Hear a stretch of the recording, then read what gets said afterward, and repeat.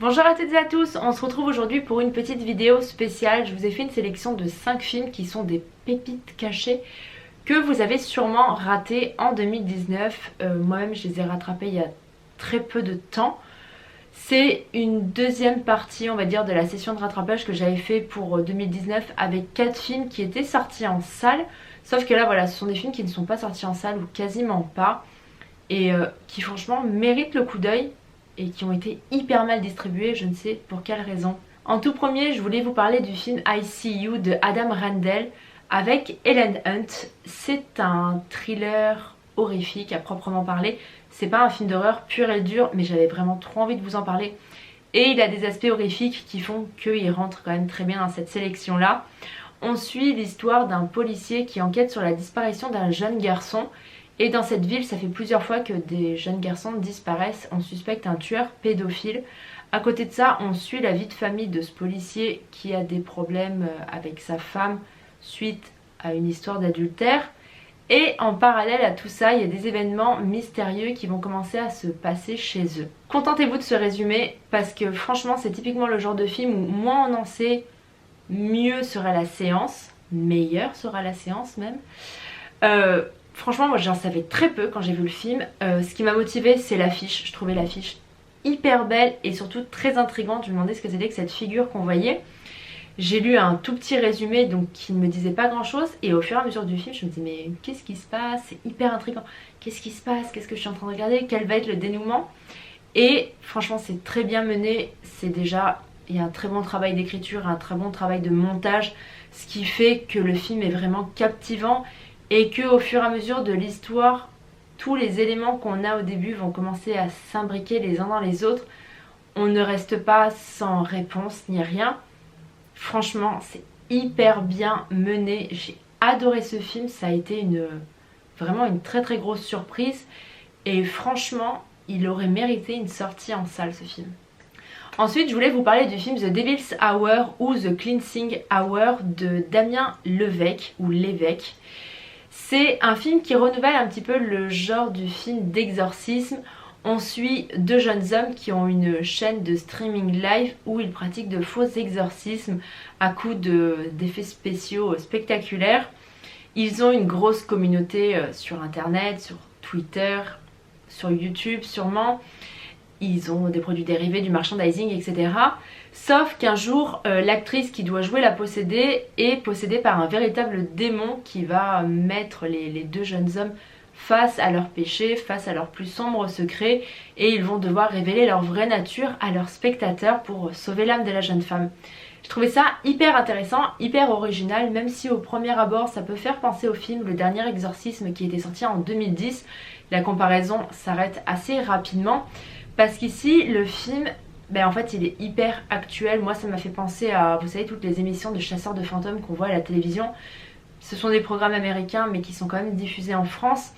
Et ça m'a fait penser aussi aux chaînes YouTube où on vous promet d'explorer des lieux hantés 100% authentiques, etc. Sauf qu'en fait, c'est juste des émissions et des chaînes avec de très bons acteurs, un très bon montage, de très bons effets spéciaux dissimulés, etc. Voilà. C'est une bonne critique de tout ça, même si vous savez que moi je crois au paranormal, je crois aux esprits, je crois au spiritisme. Je vous en avais parlé dans ma vidéo des tags sur les films d'horreur, je vous mettrai le lien. J'ai même fait une séance de spiritisme guidée par un médium. Donc voilà, j'y crois. Mais quand je vois des programmes et des chaînes comme ça, j'y crois absolument pas. Faudrait que j'y assiste en vrai pour pouvoir y croire, mais pour moi c'est juste du fake. Et ici voilà, c'est bien ce qui est mis en scène, à grand renfort de hashtag prier pour son âme, sauver Sabrina, etc. Je trouve que voilà, ça critique bien cet aspect qu'on peut avoir parfois sur internet du si on vous le montre c'est que c'est vrai. Non mais non, ça veut rien dire, c'est du spectaculaire. Et voilà, j'ai trouvé que c'était hyper intéressant, que c'était hyper original, que c'était très actuel. Franchement, très grosse surprise. Et il est, si je dis pas de bêtises, il est sorti en DVD et en Blu-ray en France en milieu d'année. Ensuite, je voulais vous parler du film In Fabric de Peter Strickland qui est sorti en salle, mais c'était un scandale, je crois qu'il est sorti genre dans 14 salles en France ou quelque chose comme ça. Autant dire sortie inexistante, le truc a dû rester une semaine en salle. In Fabric, ça serait la collaboration entre Dario Argento et Quentin Dupieux, pour vous donner une petite idée de l'objet.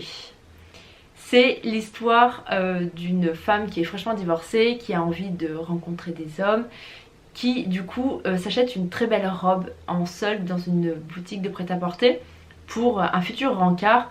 Sauf que cette boutique est en fait tenue par un coven de sorcières et que la robe est envoûtée et qu'elle va tout faire pour tourmenter sa cliente et elle va même tout faire pour la tuer.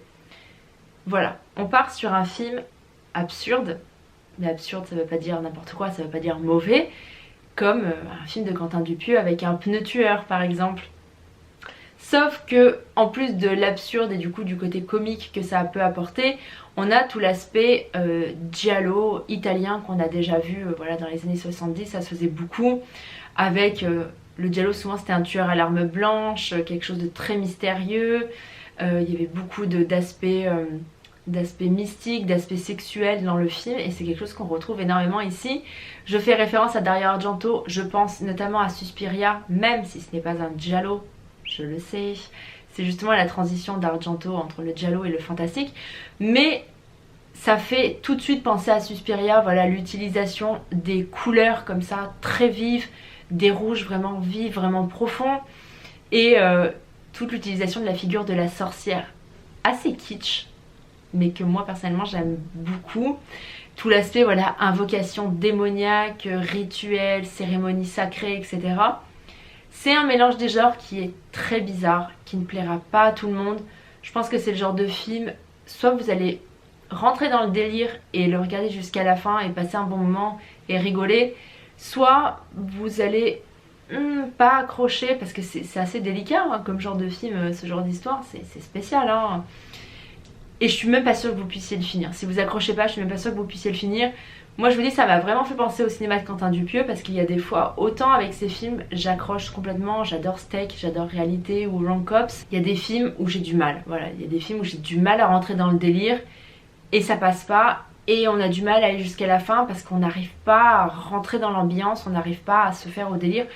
Donc voilà, mais pour moi c'est un film qui mérite quand même d'être essayé, voilà, au moins essayer de le tenter. Même si vous n'allez pas accrocher, au moins pour le délire, c'est tellement fou que ça mérite le coup d'œil. Ensuite, je voulais vous parler du film Pledge qui est réalisé par Daniel Robbins. C'est hyper surprenant comme film, j'ai beaucoup aimé, vraiment beaucoup aimé. Ça parle de 3 étudiants qui viennent de rentrer en fac et qui du coup essayent d'intégrer une fraternité pour leurs 3 années de fac. Ils font les soirées d'intégration mais ils se font refouler de partout parce que voilà, c'est 3 geeks... pas très cool, pas très sexy quoi, c'est un peu The Big Bang Theory. Et on les invite à une soirée d'intégration dans une fraternité hyper chic, hyper réputée, etc. La soirée c'est à base de filles, de drogue, d'alcool, etc. Et le lendemain, voilà, on leur propose de venir à la vraie journée d'intégration pour pouvoir intégrer la fraternité. Sauf que ce qui devait être une journée de bizutage plus ou moins normale se transforme en véritable séance de torture. C'est le genre d'histoire que j'aime beaucoup. Vous savez que j'aime bien tout ce qui est secte, culte, et pour moi les fraternités c'est vraiment des mini-sectes. En tout cas c'est l'image que ça m'en donne parce que voilà, en vrai je ne connais pas, mais c'est l'image que j'en ai. Ça a un aspect voilà, ouais, sectaire, ces petites communautés là où les gens se rendent service ou je sais pas, je trouve que c'est assez mystérieux. Et pour moi c'est un très bon terrain pour faire un film d'horreur, surtout qu'il est très bien maîtrisé, c'est bien écrit, ça ne vire pas dans le torture porn alors qu'il y a des scènes quand même de torture qui sont assez trash, mais ça franchit jamais la limite du too much en fait, voilà, ça reste violent sans basculer dans le gore ou dans la violence pure et dure un petit peu inutile. Et surtout il y a un très bon dénouement final, je m'y attendais absolument pas. Et pour moi voilà, c'est ce qui fait partie de la réussite d'un film, c'est quand la fin me surprend vraiment, quand je ne m'y attendais pas, quand je ne l'ai pas vu venir et que je me suis vraiment dit ah punaise, je pensais pas que ça irait sur ce terrain là. Voilà, ça pour moi c'est réussi et c'est ce que Pledge a réussi à faire. Franchement c'est une vraie petite pépite, personne n'en parle. Moi c'est un abonné qui m'en a parlé dans les commentaires d'une de mes vidéos mais je ne saurais plus dire laquelle. Et franchement une vraie bonne surprise. Et pour finir cette sélection, je voulais vous proposer une comédie horrifique qui en plus de ça est réalisée par une femme. Il n'y a pas assez de femmes dans l'horreur et du coup quand je peux en caser une dans une vidéo, je le fais avec grand plaisir. Ce film c'est Satanic Panic qui a été réalisé par Chelsea Stardust. Pour la petite histoire, elle a été assistante de production chez Blumhouse avec Jason Blum pendant de très nombreuses années. Elle a bossé sur quasiment tous les Insidious, sur les Paranormal Activity, sur les 2 Sinister, sur The Lords of Salem. Elle a également réalisé l'épisode de la Fête des Mères de la série Into the Dark, qui est une série d'anthologie produite par Blumhouse. Mais ici, pour son premier long métrage, elle n'est pas produite par Jason Blum, elle est produite par Fangoria, qui est le magazine de référence du cinéma d'horreur aux États-Unis. C'est un petit peu l'équivalent de notre Mad Movies en France. Satanic Panic, c'est l'histoire de Samantha qui est livreuse de pizza pour essayer de gagner quelques sous. Un soir, elle se retrouve à faire une énorme livraison dans un immense manoir dans un quartier hyper chic, hyper huppé. Et on ne lui laisse pas de pourboire quand elle livre sa commande, elle est un peu vexée et elle a besoin de sous pour faire l'essence de son scooter. Elle décide de rentrer dans la fameuse maison pour demander son dû. Sauf qu'elle arrive en plein milieu d'une cérémonie rituelle sataniste et que justement les membres du culte cherchent une jeune fille pour accueillir la semence de Baphomet. On est sur un postulat de départ qui est quand même assez loufoque, qui est assez kitsch. C'est le genre d'histoire qui faisait recette dans les années 70, dans les années 80, parce que la Satanic Panic, pour la petite histoire, c'est un mouvement, un mouvement de panique générale qu'il y a eu aux États-Unis, notamment sur la côte californienne, suite au meurtre de Sharon Tate par la Manson Family, donc voilà, fin 60, début 70, les gens avaient peur des satanistes. Dès qu'il y avait un jeune un peu bizarre, on avait peur que ce soit un sataniste, on avait peur que son enfant devienne sataniste, qu'il fasse des rituels, etc. Et ouais, c'est un mouvement de panique qu'il y a eu, et d'ailleurs c'est un petit peu traité, il me semble, dans le premier Annabelle. On en parle assez rapidement. Voilà, donc c'est pour ça que dans les années 70, c'est le genre d'histoire qui marchait bien. Voilà, les cultes sataniques avec une pauvre jeune fille vierge qui est arrivée au milieu d'une cérémonie, etc. Franchement, c'est cool, c'est très drôle.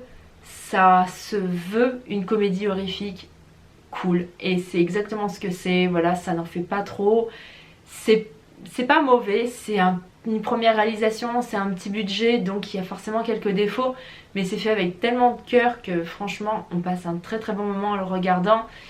Les acteurs, il y en a certains qui en font un petit peu trop, il y en a certains qui sont un peu en roue libre, mais finalement ça reste cohérent avec l'esprit du film qui est assez foufou, assez kitsch, voilà. Le gros point positif pour moi c'est notamment tout ce qui est maquillage et effets spéciaux qui sont faits de façon artisanale. Vous savez que c'est quelque chose que j'aime beaucoup dans les films plutôt que les effets numériques à outrance, et je suis beaucoup plus tolérante quand un film à petit budget me propose un maquillage artisanal qui est pas complètement réussi plutôt qu'une grosse production qui me propose un effet numérique qui est raté. Là je suis intolérante complet sur ça. Donc ici voilà, il y a quelques petits défauts, mais franchement on fait l'impasse dessus. Le film est vraiment cool, regardez-le, c'est vraiment le genre de film popcorn pour passer une bonne soirée horrifique. Et d'ailleurs pour ceux qui seront au festival de Gérardmer cette année, ce qui n'est pas mon cas, voilà, j'avais espoir d'être au festival de Gérardmer cette année mais je ne pourrais pas y aller, donc respectons une minute de silence. Vous pourrez voir Satanic Panic en salle du coup à la nuit décalée de Gérardmer. J'espère que cette petite sélection de films vous aura plu, j'espère surtout que je vous aurai fait découvrir des films, j'espère que vous ne les connaissiez pas. Vous savez que moi c'est ce que je préfère, vous faire découvrir des films, c'est vraiment mon kiff sur cette chaîne. Voilà, dites-moi dans les commentaires si vous les connaissiez ou pas, si vous avez envie de les voir du coup. Et dites-moi également s'il y a des films qui sont sortis en 2019 dont personne n'a parlé et que vous avez découvert un petit peu par hasard. Dites-le moi dans les commentaires, je suis toujours curieuse, j'ai toujours envie d'allonger ma liste de films à voir. En attendant, vous pouvez me retrouver sur Facebook, sur Twitter, sur Instagram et sur YouTube, et je vous dis à très bientôt pour une prochaine vidéo. Salut!